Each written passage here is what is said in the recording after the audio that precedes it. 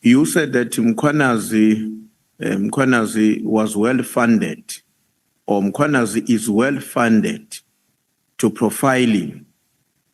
So who is funding him? And for what purpose is he being profiled? Well, all I know is that, let's say, for instance, Chris Excel, the one who said they are collecting money to thank him and buy him a cow or cows, the one that he said is going to donate to those children whose parents, police or parents, died in the line of duty. And he said he's going to give the money to donate the money there. But let us look at this. You go on TikTok, you go on Instagram, Twitter, everywhere. It's General Mkwanazi. It's only one person. You will never find any other provincial commissioner doing that throughout the country, because they are not supposed to do it. It's only him who can do it. Now, there's a very strong media drive that is driven by a particular media house that I don't intend to mention. A particular individual, not necessarily the media house, but there's an individual who is actually behind him. Now, I'm sitting with a situation where if you check on whether it's X, whether it's AI generated TikTok,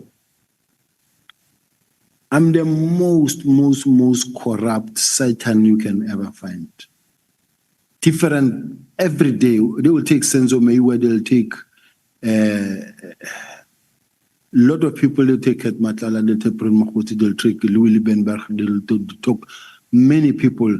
Every day I'm facing, we're no longer even able to watch TV. You're no longer able to watch. I like gospel songs. When you just try to see what you can get, you come across your name, your face, everything. It's painful. And just to make sure that my name is so messed up, so much so that I'm worthless. No, I cannot be considered for anything anyway. Yeah. It's not fair. Now, Chair, just hold on, General.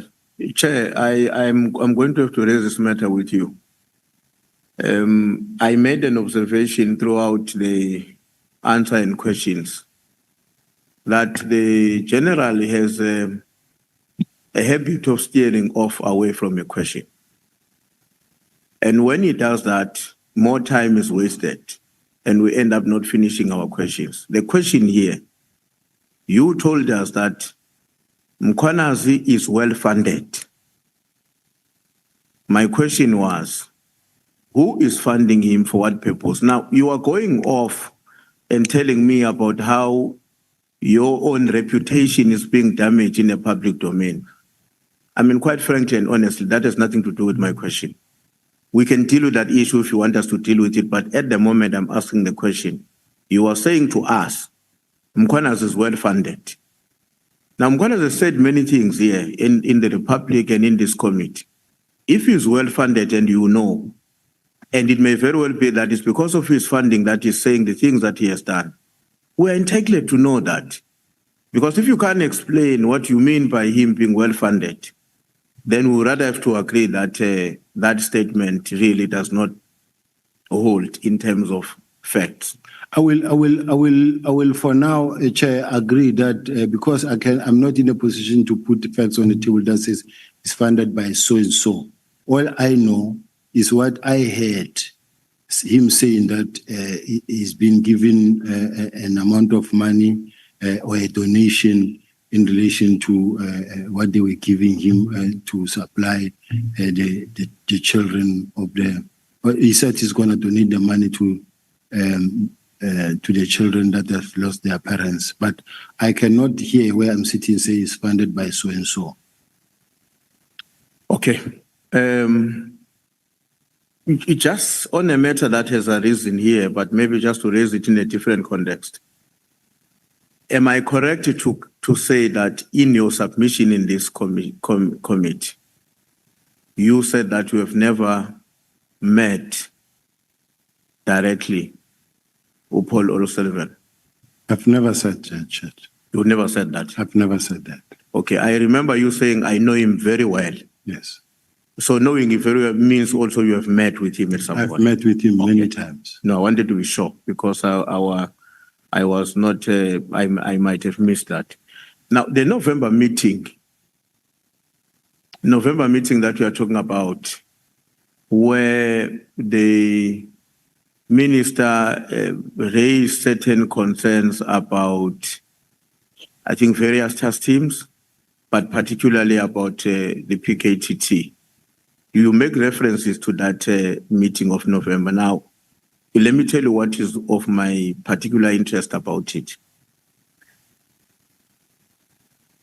Why did you choose to exclude that important information from your sworn-in statement? Because in that November meeting, in terms of your argument here, you are telling the people of South Africa that it's not fair for the National Commissioner to say he did not anticipate the disbandment of the PKTT because that was mentioned in the November meeting. And that's a crucial evidence in my own view. Why did you choose consciously to exclude that in the sworn-in statements you have provided to us? I need to see that November meeting, Chair, because I'm a little bit lost. Okay, let me remind you. Yeah. You made reference to the fact that there was a meeting around 26 or 27 November, whose minutes you do not have because you were denied access. And at that meeting, a discussion took place about various task teams, but I want to draw your attention to the issue of the PKTT. And the minister is said to have raised some observations about the PKTT on that meeting. Now, as you know, the serious contention on the part of the National Commissioner, your boss, is that I was never aware that there was any major discomfort which can result in such a drastic decision being taken and communicated on the 31st of December. Now, you are saying, no, but in that November meeting, he even said to the National Commissioner, well, these are task teams, and task teams by their very own nature are not expected to last forever. So that's the November meeting I'm talking about. Now, I'm saying to you, it would seem to me that is a very crucial meeting. Yes. But why did you choose to exclude it from your sworn-in statement? We didn't choose to exclude it because this is a statement that was contained in the minutes of the meeting that was discussed. And we requested with the legal team to have access. Even I think we requested through the evidence leader, if I'm sure that we be assisted with the minutes from the South African Police Service, and we were not favored with such minutes. General, let me explain what do I mean by exclusion. We've got these two big batches from you. These ones. Your own sworn-in statement you gave us. You make references to many things correctly, and we have no problem with that. Yes. But you are not even mentioning the fact that on your sworn statement, by the way, there is a November meeting whose minutes I have been denied. But I want to make the South African people to know that those minutes which were denied, I was denied access to, actually will confirm once they are made available that the National Commissioner was aware that we are gravitating towards a decision taken on the 31st. Why did you choose not to mention that in your sworn-in affidavit? Whilst I understand, Chair, remember that the statement is made by the evidence leader in consultation with my legal team. I'm there as well. They consult with me and then going to and pro. We're preparing a statement. So if it's an oversight, it could be that it's an oversight. But what I know and what I'm sure about is the fact that we did request the copies of such minutes. Okay. Let me say I'm asking that question because I'm saying it's a crucial information and it's excluded and it's not. In fact, my own suspicion now is that if the line of questioning did not force you to talk about that meeting, we're never going to know about it. That's my own conclusion. You don't have to answer that. If the line of questioning, and I'm saying that worries me because that is a profoundly important meeting, because even if you don't have the minutes, but the proceedings of that meeting in terms of your contention are nullifying the argument of the National Commissioner to say, I was blind. I was blank, not blind. I was blank, I had no information and no knowledge. But let's leave that issue there, General. I want to take you to your sworn statement, paragraph 85. In that paragraph 85 in your statement, I'm going to refer to two documents that I'm sure you recall very quickly. If you read that paragraph 85 and you read it together with 3.5.1a of the big bundle, what I call the big bundle would be, in our case, this one. I don't know on your side, how is it organized? But in that, in the two, you are saying something that left me with a question about who constitutes the office of the National Commissioner? Who constitutes that office?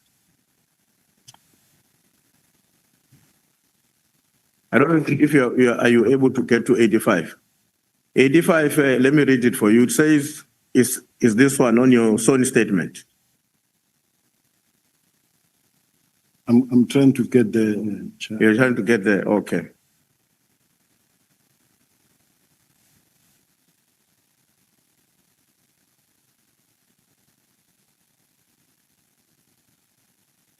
And I was asking that you read that paragraph 85 with 3.5.1a of the big bundle, which will be page 62 for honorable members here.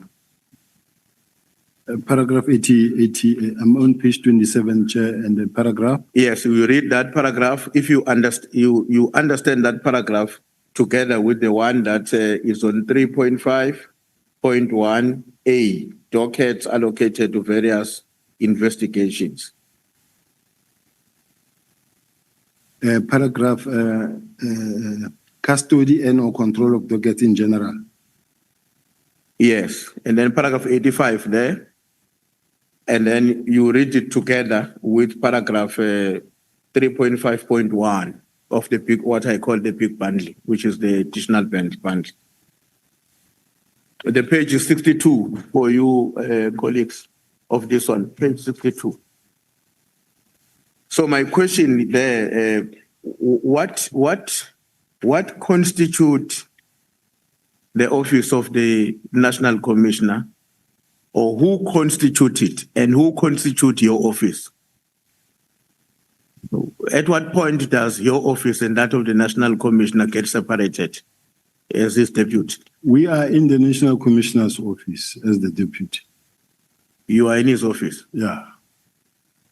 We are his deputies. We fall under corporate. That is the office of the National Commissioner. So you are part of his office? Yes. Okay. I'm happy with that answer. I'll tell you why that answer is important when I come back to it. Now, if you look at paragraph